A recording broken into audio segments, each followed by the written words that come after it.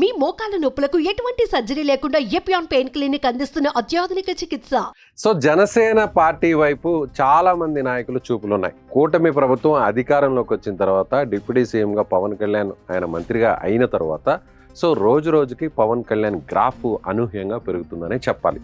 ఎందుకంటే చాలా స్ట్రైట్గా ఉంటున్నారు పవన్ కళ్యాణ్. ఆయన లేవనెత్తినటువంటి ప్రతి అంశాన్ని కూడా ప్రభుత్వం చాలా సీరియస్గా తీసుకుంది. వాటికి పరిష్కారం కూడా కనుగొనింది. అందులో ముఖ్యంగా ఆడపిల్లల మీద, మహిళల మీద జరుగుతున్న అత్యాచారాలు, అఘాయిత్యాలకు సంబంధించి ఆయన హోంమంత్రిని టార్గెట్ చేస్తూ మాట్లాడిన తర్వాత పోస్టులు పెడుతున్నటువంటి వారిని ఎందుకు ఉపేక్షిస్తున్నారన్న తర్వాత పూర్తి స్థాయిలో దృష్టి సారించి ఎవరైతే గతంలో అసభ్యకరమైన పోస్టులు పెడతారో వారి అంతు చూస్తుంది ప్రభుత్వం. నెక్స్ట్, కాకినాడలో బియ్యం అక్రమ రవాణాకు సంబంధించినటువంటి తేనె తుట్టును కదిల్చారు పవన్ కళ్యాణ్. ఆ తర్వాత ఏం జరిగింది, అక్కడ జరుగుతున్న అక్రమాలంతా కూడా బయటకు తీసి ప్రత్యేకంగా ఐపీఎస్ ఆఫీసర్స్ని విచారణ అధికారిగా అక్కడ జరుగుతున్నటువంటి మొత్తం కూపీ లాగితే డొంకంతా కదిలినట్టుగా మొత్తం కాకినాడకు సంబంధించిన బియ్యం అక్రమ రవాణా ముఠా గుట్టును రట్టు చేశారు పవన్ కళ్యాణ్. సో ఇక నెక్స్ట్, పల్నాడులోని దాచేపల్లిలో భూములను అన్యాక్రాంతం చేసినటువంటి స్థానిక నాయకులు, గతంలోని వైసీపీ నాయకులు, దానికి సంబంధించి కూడా విచారణ చేపడుతుంది ప్రభుత్వం. దాని అంతు కూడా చూసేటువంటి ప్రయత్నం జరుగుతుంది. అయితే ఇవన్నీ ఎందుకు చెప్తున్నానంటే, నేను పవన్ కళ్యాణ్ చేసేటువంటి ప్రతి అడుగు, ఆయన వేసే ప్రతి బాట, ఆయన వెళ్తున్నటువంటి బాట చాలా ముఖ్యంగా చాలా స్ట్రైట్గా ఆయన ఉంటారు కాబట్టి గ్రాఫ్ పెరుగుతోంది. అందులో భాగంగానే ఇప్పుడు అందరు నాయకులు జనసేన వైపు చూస్తున్నారు. సో ప్రకాశం జిల్లాకు సంబంధించినటువంటి కీలక నేత ఆమంచి కృష్ణమోహన్ చీరాల్లో మాజీ ఎమ్మెల్యే ఆయన. సో చీరాల్లో ఆయన చాలా బలమైనటువంటి నాయకుడిగా మనం చెప్తూ ఉంటాం.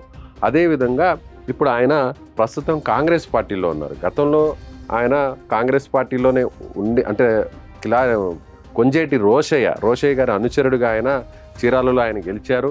సో ఆ కాంగ్రెస్ పార్టీ అభ్యర్థిగా గెలిచిన తర్వాత మళ్ళీ టికెట్ ఇవ్వకపోతే మళ్ళీ కూడా ఆయన 2014లో ఆయన ఇండిపెండెంట్ అభ్యర్థిగా గెలిచినటువంటి పరిస్థితి. ఇప్పుడున్న పరిస్థితుల్లో సో ప్రధాన పార్టీలు కాకుండా స్వతంత్ర అభ్యర్థులు గెలవడం అనేది దాదాపు అసాధ్యం. అలాంటి పరిస్థితుల్లో ఆమంచి కృష్ణమోహన్ ఆయన ఇండిపెండెంట్ అభ్యర్థిగా చీరాల నుంచి గెలుపొందారు. ఆ తర్వాత ఆయన టీడీపీలోకి వచ్చారు.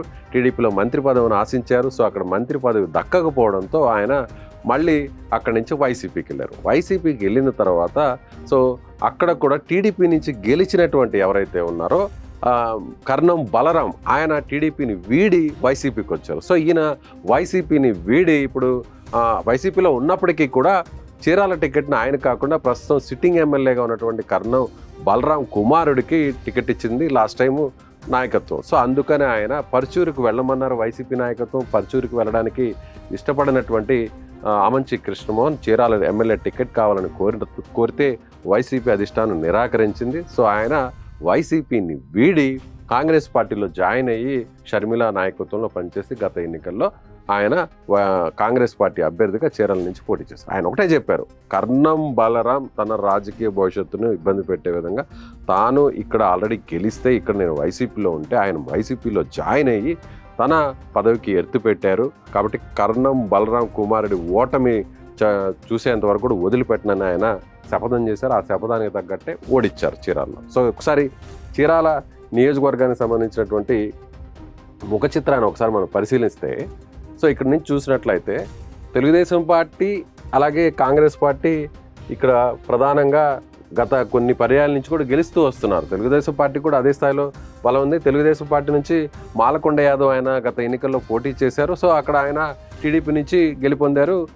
కర్ణం బలరాం కుమారుడి మీద ఆయన గెలుపొందినటువంటి పరిస్థితి. సో ఇక్కడ మనం చూడవచ్చు, అంటే ఆమంచి కృష్ణమోహన్ పార్టీలోకి రావడం వల్ల వచ్చేటువంటి ప్రయోజనం ఏంటంటే ఆయన బలమైనటువంటి నాయకత్వం కలిగినటువంటి వ్యక్తిగా గుర్తింపు ఉంది.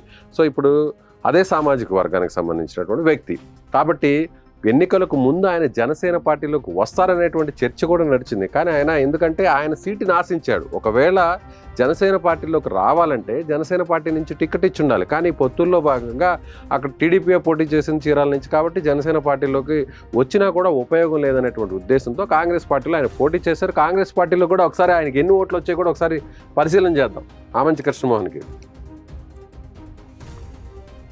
ఇక్కడ మనం చూడవచ్చు, ఇది 2024 ఎన్నికలకు సంబంధించినటువంటి ఒక చిత్రం ఇది. సో ప్రజెంట్ టీడీపీ ఎమ్మెల్యేగా మాలకొండ యాదవ్ ఆయన గెలిచారు. దాదాపు 20,000 మెజార్టీతో గెలిచారు. కర్ణం బలరాం కుమారుడు ఆయన వైసీపీ అభ్యర్థిగా పోటీ చేస్తే ఆయనకి 51,000 ఓట్లు వచ్చాయి. ఆమంచి కృష్ణమోహన్ కాంగ్రెస్ పార్టీ నుంచి ఆయన పోటీ చేశారు. ఇక్కడ చూడవచ్చు మనం కాంగ్రెస్ పార్టీ నుంచి. దాదాపు 41,859 ఓట్లు సాధించారు. కాంగ్రెస్ పార్టీ అభ్యర్థికి ఇన్ని ఓట్లు వచ్చాయంటే కాంగ్రెస్ పార్టీని చూసి వేసినటువంటి ఓట్లు కాదు, కేవలం ఆమంచి కృష్ణమోహన్కు ఉన్నటువంటి అక్కడ స్థానిక బలంతోనే ఈ ఓట్లు సాధించారని చెప్పాలి. ఎంత తేడా అంటే ఇక్కడ వైసీపీ అభ్యర్థికి ఆమంచి కృష్ణమోహన్కు ఉన్న తేడా అంటే కాంగ్రెస్ పార్టీ నుంచి పోటీ చేసిన ఆమంచి కృష్ణమోహన్కు ఉన్న తేడా 10,000 మాత్రమే. కాబట్టి ఈ ఓట్లన్నీ కూడా వైసీపీకి వెళ్లాల్సినటువంటి ఓట్లే.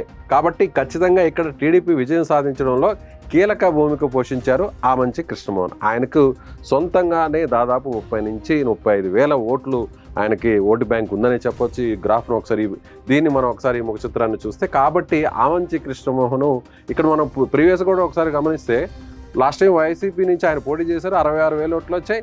టీడీపీ నుంచి 2019లో కర్ణం బలరాం గెలిచారు, ఆయనకి 83,000 ఓట్లు వచ్చి 17,000 ఓట్ల మెజార్టీతో వచ్చారు. 2014లో ఆమంచి కృష్ణమోహన్ ఇండిపెండెంట్గా గెలిచారు, 57,000 ఓట్లు వచ్చాయి, మెజారిటీ 10,000 మెజారిటీ. సెకండ్ ప్లేస్లో టీడీపీ ఉంది, పోతుల సునీత అక్కడ పోటీ చేశారు. వైసీపీ నుంచి బాలాజీ యాదవ్ అని ఆయన పోటీ చేశారు. సో అదేవిధంగా 2009లో ఆమంచి కృష్ణమోహన్ కాంగ్రెస్ నుంచి గెలుపొందారు, టీడీపీ సెకండ్ ప్లేస్లో ఉంది, పీఆర్పీ థర్డ్ ప్లేస్లో ఉంది. సో అదేవిధంగా 2004లో అప్పుడు అంటే 2004కి 9 తర్వాత ఆయన వచ్చారు. అక్కడ 2004లో కొంజేటి రోసే పోటీ చేసి అక్కడ గెలుపొందినటువంటి పరిస్థితి ఇది. సో ఇలా ఒకవేళ ఆమంచి కృష్ణమోహన్ పార్టీలోకి వస్తే ఏంటి ఉపయోగం అని అంటే, ఆయన సోదరుడు స్వాములు ఇప్పటికే పార్టీలో ఉన్నారు, జనసేన పార్టీలో కీలకంగా ఉన్నారు.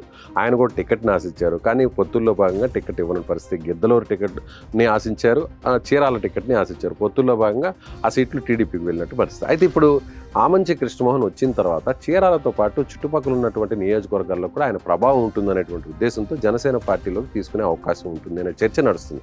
అయితే ఇప్పటికి పవన్ కళ్యాణ్ గ్రీన్ సిగ్నల్ ఇచ్చారా లేదా అనేది ఇంకా క్లారిటీ రాలేదు. ఎందుకంటే ఆల్రెడీ ఒంగోలుకు సంబంధించి కూడా బాలినేని శ్రీనివాసరెడ్డి ఇప్పటికే జనసేన పార్టీలోకి వచ్చారు. ఆయన బాలినేని శ్రీనివాసరెడ్డికి ఆమంచి కృష్ణమోహన్కి రాజకీయంగా కొంత విభేదాలు ఉన్నాయి. కాబట్టి ఎంతవరకు ఆయన ఒప్పుకుంటారు ఈయన పార్టీలోకి రావడానికి అనేది చూడాలి. సో రాజకీయాల్లో ఏదైనా సాధ్యం, శాశ్వత మిత్రులు శాశ్వత శత్రువులు ఎవరు కూడా ఉండరు. కాబట్టి ఆమంచి కృష్ణమోహన్ ఖచ్చితంగా జనసేనలోకి వస్తే ప్రయోజనం ఎక్కువ ఉంటుంది అనేటువంటి ఒక చర్చ పార్టీలో అంతర్గతంగా జరుగుతుంది. సంక్రాంతి తరువాత ఆయన పార్టీలోకి వచ్చేటువంటి అవకాశం ఉన్నట్లుగా తెలుస్తుంది. అదేవిధంగా స్వాములకి, ఈయన సోదరుడు స్వాములకి ఆమంచి కృష్ణమోహన్కి ఎదురుగా గత కొన్ని సంవత్సరాల నుంచి విభేదాలు ఉన్నాయి. సో ఆయన ఎంతవరకు ఒప్పుకుంటారనేది కూడా చూడాల్సినటువంటి పరిస్థితి. ఏదేమైనా ఆమంచి కృష్ణమోహన్ లాంటి నాయకుడు పార్టీలోకి వస్తే జరిగేటువంటి ప్రయోజనం ఏంటి, నష్టం ఏంటి అనేటువంటి ఒక లెక్కలైతే జనసేన పార్టీ వేస్తుంది.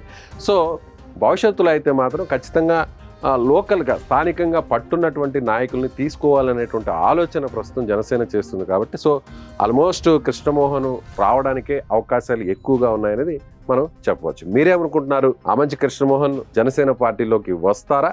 వస్తే ఎలాంటి ప్రయోజనం ఉంటుంది? మీ అభిప్రాయాన్ని కామెంట్ బాక్స్లో తెలియజేయండి.